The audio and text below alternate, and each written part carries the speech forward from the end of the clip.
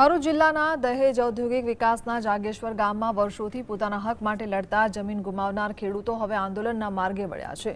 1996-97માં ઔદ્યોગિક વિકાસના નામે સંપાદિત કરવામાં આવેલી ફળદ્રુપ જમીનના બદલામાં સ્થાનિકોને નોકરી અને પ્રાથમિક સુવિધાઓ આપવાનું વચન આપવામાં આવ્યું હતું।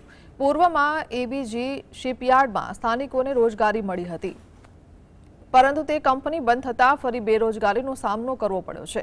હાલમાં કંપનીનું રિલાયન્સ ઇન્ડસ્ટ્રીઝ દ્વારા ટેકઓવર કરવામાં આવ્યું હોવા છતાં કંપની દ્વારા સ્થાનિક લેન્ડ યુઝર્સને કાયમી નોકરી આપવાનો સ્પષ્ટ ઇનકાર કરવામાં આવી રહ્યો છે। વારંવાર લેખિત રજૂઆતો છતાં સમસ્યાનો ઉકેલ ન આવતા ગ્રામજનોએ જિલ્લા કલેક્ટરને આવેદનપત્ર પાઠવી આગામી 16 જુલાઈ 2026થી ગાંધી ચિંધ્યા માર્ગે આ ચોક્કસ મુદતના આંદોલનની ચીમકી ઉચ્ચારી છે।